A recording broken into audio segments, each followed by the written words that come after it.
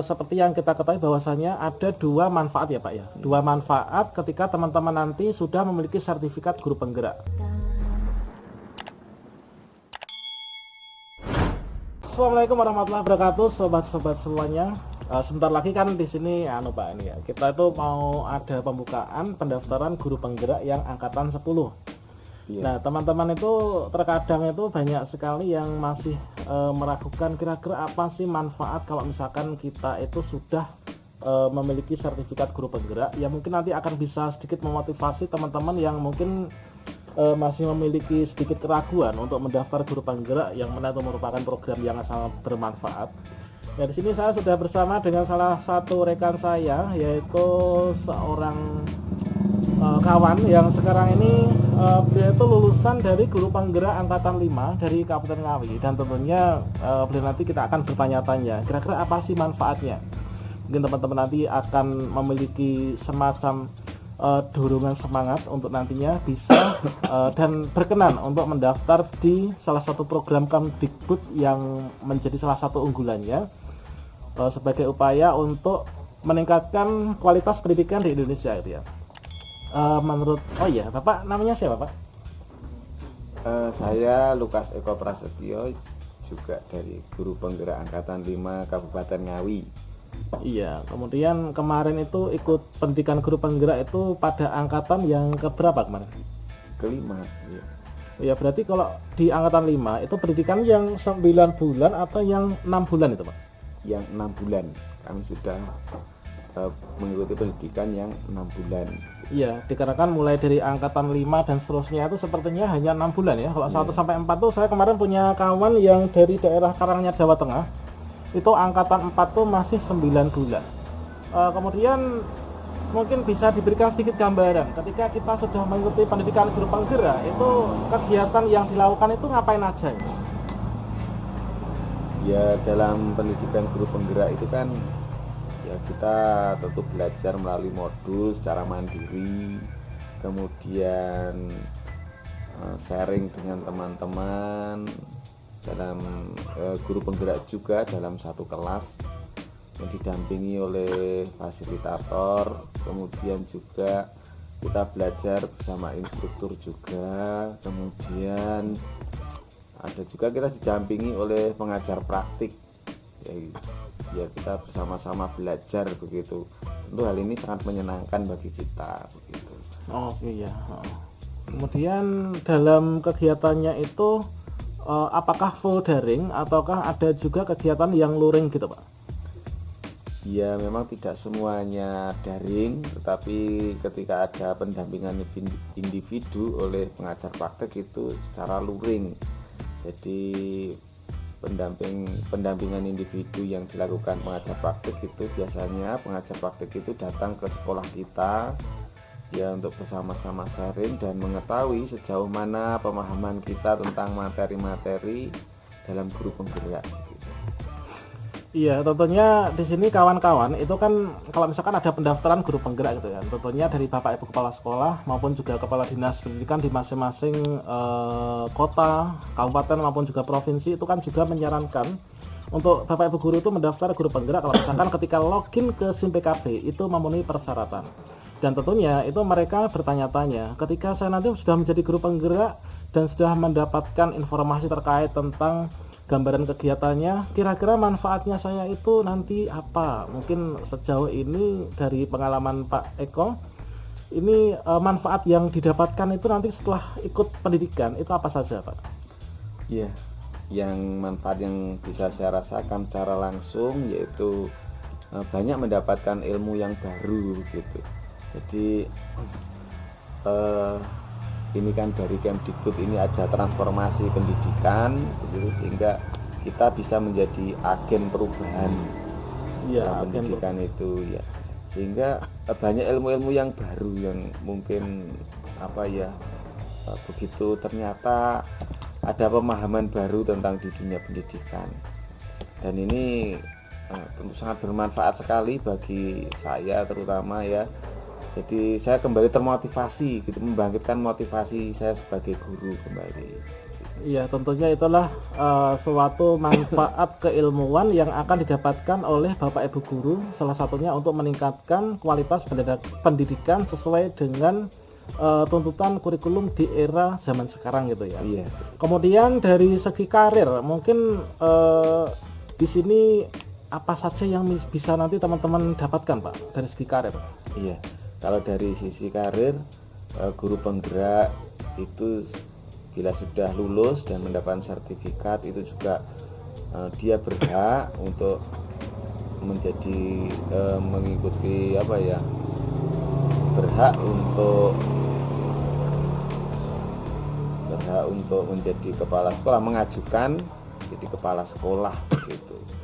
Iya, sebelum kita masuk ke kepala sekolah teman-teman, nah di sini seperti yang kita ketahui bahwasanya ada dua manfaat ya Pak ya. Dua manfaat ketika teman-teman nanti sudah memiliki sertifikat guru penggerak. Yang pertama itu adalah kemudahan dalam hal untuk nanti proses sertifikasi guru, ikut PPG dalam jabatan. Jadi sesuai dengan pengalaman teman-teman kita kemarin di angkatan 5 dan juga tentunya di sekitar bulan Februari itu kan ada surat edaran dari Kemdikbud sebagai wujud dari perhatian Kemdikbud terhadap teman-teman yang menjadi peserta maupun juga sudah lulus pendidikan guru penggerak angkatan 1 sampai 7. Itu kan mereka langsung khusus diundang untuk ikut PPG dalam jabatan sebagai peserta verbal sasaran keempat. Nah, untuk perjalanannya ternyata dari kawan-kawan kita kemarin yang sudah menjadi guru penggerak itu dapat undangan di SIMPKB untuk ikut PPG dalam jabatan, yaitu peserta verbal sasaran keempat, dan kemudian entah itu status kepegawaiannya P3K, PNS maupun juga guru honorer sekolah itu bisa mendaftar, kemudian juga mereka bisa lulus seleksi akademik ya. Dan untuk kegiatan-kegiatan PPG-nya itu hanya melalui rekognisi, tentunya itu sangat memudahkan. Itu manfaat yang teman-teman akan dapatkan ketika nanti mendaftar guru penggerak ya. Dan selanjutnya Pak Eko, dan ini perlu kita beritahukan bahwa kawan kita yaitu Pak Eko ini adalah salah satu guru penggerak yang sudah menikmati kebermanfaatan dari segi karir untuk nantinya itu bisa lebih berkontribusi lebih banyak ya terhadap dunia pendidikan, yaitu menjadi kepala sekolah dari jalur guru penggerak. Mungkin bisa diceritakan alurnya kemarin gimana yang dilalui? Iya, setelah kami lulus jadi guru penggerak begitu, memang kami mendapat panggilan dinas dan ditawarkan kepada kami untuk kesediaannya menjadi kepala sekolah. Nah, itu ya tergantung kita, apakah kita ini, kami tidak dipaksa begitu, tapi ada kesadaran pribadi begitu untuk menjadi kepala sekolah, apakah mau apakah tidak begitu. Ya misalnya teman-teman belum siap misalnya, bisa juga menolak misalnya karena alasan yang tepat tentunya. Terus setelah mendapat itu ya kami langsung ya mendapat undangan untuk pelantikan kepala sekolah seperti itu.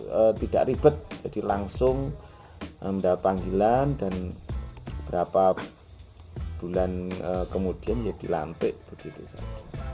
Jadi tidak melalui proses seperti yang terdahulu Pak ya? Iya, tidak ada tes dan sebagainya, memang langsung dilantik begitu. Oh iya, mungkin saat ini kan nanti akan memasuki masa pendaftaran guru penggerak di angkatan-angkatan berikutnya. Dalam waktu dekat ini nanti sekitar tanggal 17 Juli itu adalah untuk yang angkatan 10. Ya, di sana itu kan ada sekitar 3 tes ya. Tesnya itu ada 2 ya, tes tahap 1 dan juga tahap 2. Tes tahap 1 itu mengisi biodata, kemudian juga di sana dilakukan proses pengisian IC gitu ya. Kemudian tes tahap 2-nya adalah simulasi mengajar dan wawancara. Mungkin Pak Eko ada tips yang mungkin bisa dibagikan ke kawan-kawan untuk bisa lulus seleksi tahap 1 dan tahap 2 gimana? Sesuai pengalaman. Iya. Kalau menurut pengalaman saya sih tulis apa yang memang jadi apa ya, yang benar-benar Bapak Ibu lakukan begitu dalam dunia pendidikan, sehingga ini bukan hanya karangan saja, tapi kita benar-benar telah ikut, kemudian memahami apa yang telah kita tulis, terus kemudian ya tentunya berkenaan dengan visi dan misi guru penggerak itu sendiri, yaitu tergerak, bergerak, dan menggerakkan. Kemudian oh ya, saya tadi tambahi bahwa seleksi kepala sekolah tadi setelah lulus itu kemudian dipanggil, kemudian melengkapi berkas-berkas ya seperti tes kesehatan, SKCK dan sebagainya. Itu tadi yang saya lupa. Iya. Begitu. Kalau dari pengalaman saya,